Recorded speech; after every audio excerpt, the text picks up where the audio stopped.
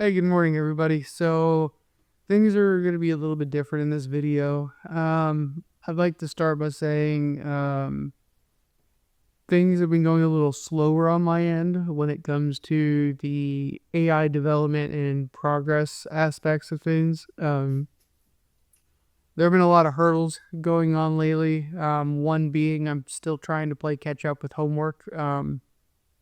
If any of you guys watched that journey journal that I posted a little while ago, essentially because of a game that I was really hooked on. It's stupid excuse. It's just it is what happened. It's what I did.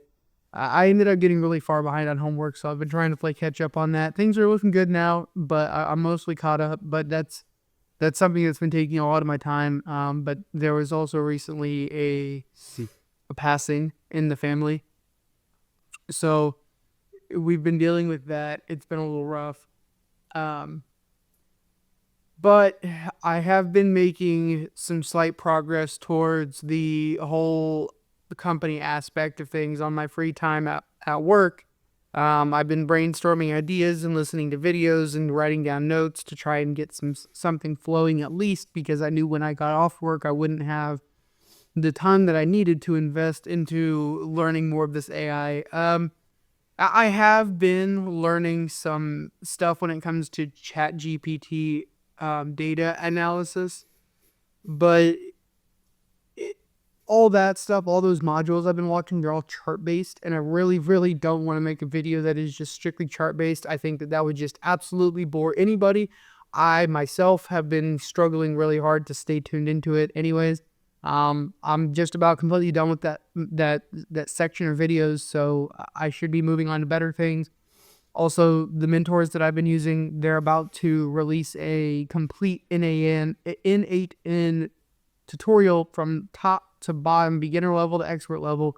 Actually, they were supposed to do that yesterday, so they may. Why does it say TurboTax? I don't have TurboTax on my account. I use it, but I don't file it, so I shouldn't have. Anyways, yeah, videos are coming soon. They might be delayed for a few days. I apologize for the wait. But anyway, into the points of what this video is going to be about. I woke up to a very, very interesting text message.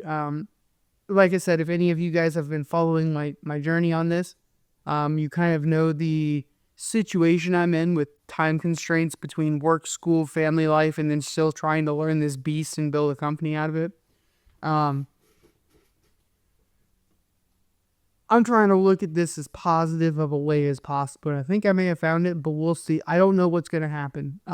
But as you guys know, I'm a federal employee, and things are kind of going a little crazy in the federal government. And that's a nice way of putting things. So let me minimize this here, and I will just jump straight into it. I woke up to a text message this morning from someone I work with, saying, hey, when you get into work, read your email, but don't do anything. Things are going to get a little crazy. And so I respond naturally, well, what's going on? And she says, or she doesn't even respond yet because it's 4 a.m., so like a normal person. All right. So this is from the official OPM website. Now, OPM is the U.S. Office of Personnel Management, and they essentially break down all the laws, all the laws and rules and regulations that are about to be implemented for all federal employees. You can do some job searches there. I personally use them to help build my resume when I discharged and transitioned out of the military. It's a fantastic source. So I typed into ChatGPT, because the anticipation was absolutely killing me. I typed into there, what email did federal employees receive last night? It responded, on January 28th, 2025, the Office of Personnel Management, OPM, sent an email to federal employees outlining significant changes to the federal workforce. The key points from this email are return to office. As a lot of people are aware, if you're not already aware, due to COVID-19, a lot of people were working from home. Federal employees are being brought back to the office. that's something that's been talked about. Personally, it doesn't affect me because I already work in the office, but I know it affects a vast majority of the workforce in the federal government. So that one doesn't affect me. It affects a lot of other people. Let's move on. Performance culture. This is an interesting one. Can't say I necessarily disagree with it personally, because I know a lot of people who don't necessarily do what they should. But it is what it is. Performance culture. The administration emphasizes excellence at every level, updating performance standards to reward high achievers and address underperformers. Let's continue. They kind of go into it a little bit further. We'll skip to number 4 because it caveats off number 2. Then we'll hit number 3. Enhanced standards of conduct. Employees are expected to be reliable, loyal, trustworthy, and strive for excellence. Enhanced standards of sustainability and conduct will be implemented with a focus on investigating and disciplining unlawful behavior or misconduct.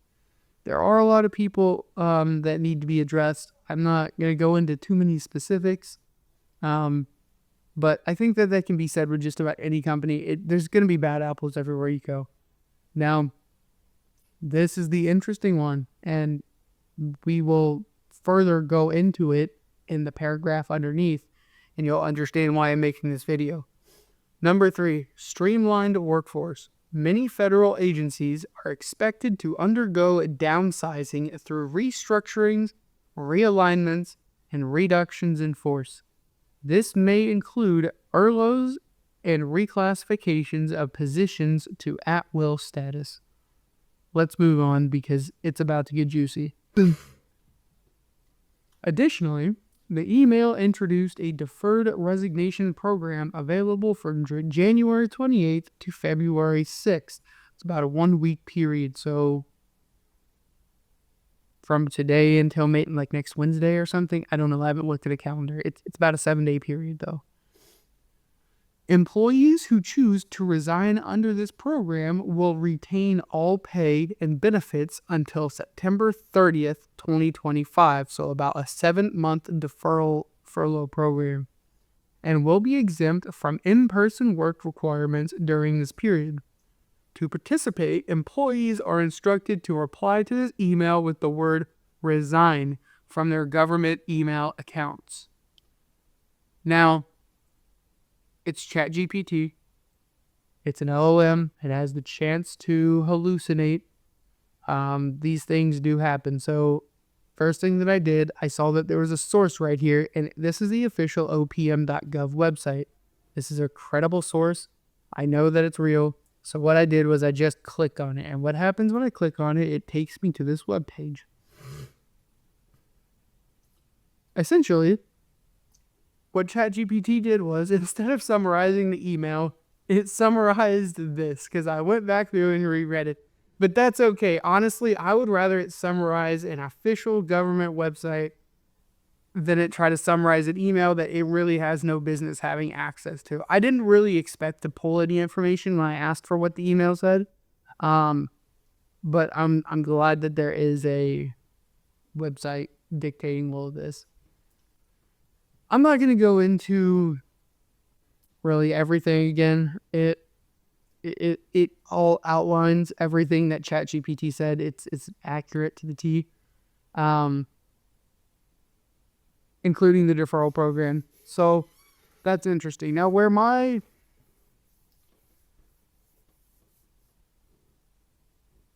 what do we call it?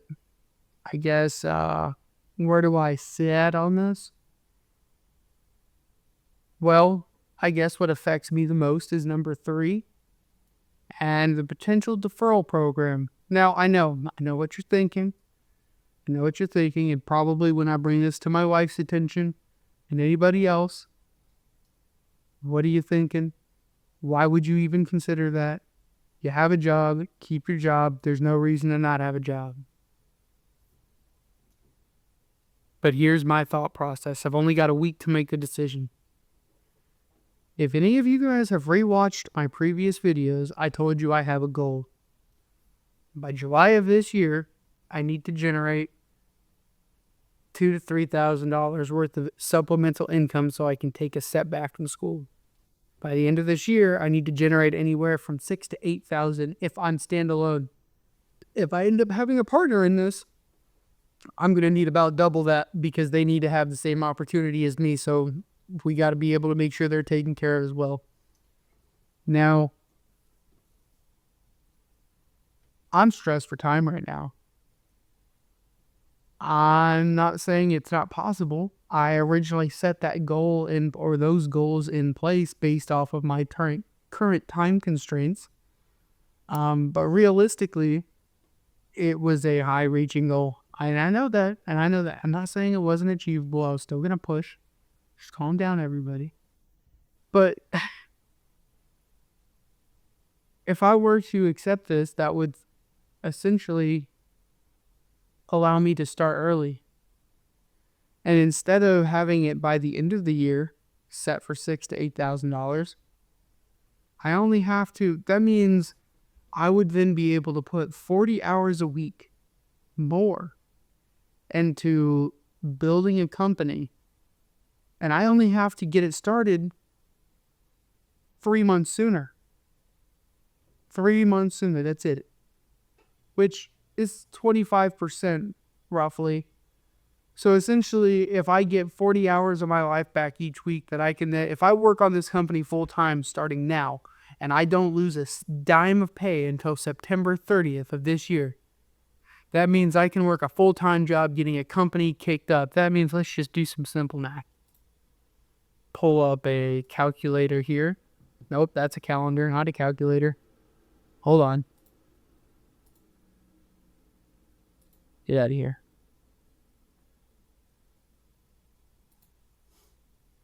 Calculator. There we go. All right. If we have 40 times, okay, well, you know what? 25% is what it's going to give me back. So we'll take 52 weeks times 0.75. Nope, that didn't. 52 times 0.75. 39. Okay, that's going to give us 39 weeks times 40. That's roughly 15, almost 1,600 hours I would get to put into. Now, if I can't make a company, and that's only doing full time. That's not to mention weekend work, working more than 8 hours a week. Okay, I think that it is perfectly reasonable to put in 7,500 to 2,000 hours into starting up a company by September. Maybe I'm shooting a little higher, but the thing is, if I can do that, if I can put that many hours into it and not take off for a company, I don't have any freaking business starting a company, in my opinion. Okay, it should not take 2,000 hours to start something that you're already so confident in. You know? And please, if you're listening to this and you made it this far, leave comments down below. I would love to hear some feedback about what you guys think. Mind you, this is only from January 28th to February 6th. So if you watch this after February 6th, it doesn't matter what you leave. I mean, obviously leave comments and like it. I would love that. But your opinion isn't going to matter at that point. My decision will have already been made. But, yeah, I have some thinking to do because I'm pretty confident I can do it. I mean, I feel like 95% confident that I can do it. I would say 100 but there's always that chance that something could happen. But so anyways, that's where we're going to leave this off at. You're not going to see this until tomorrow. I'm sorry that it's taken me so long and you guys have been seeing so many boring videos. I don't know if I released one yesterday. I might have, I might not have. I definitely would not have released one today recording time. Anyways, obviously I released this today by the time you're watching this. Anyways, there have been some setbacks already, but I've still found time to put 80 or 40 hours a week into work. Not to mention drive time. I drive an hour each way. So I have already managed to put 10 hours a day, 50 hours a week towards work, just allocated towards work.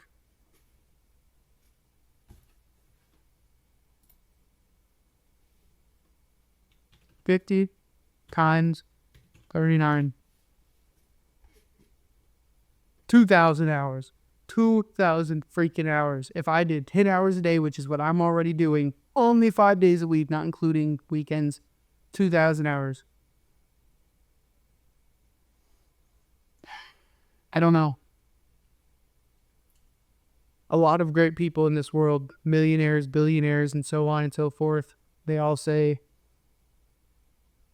there's no reward without a little bit of risk. And the things that pay off the most with the highest risk often pay out the highest reward.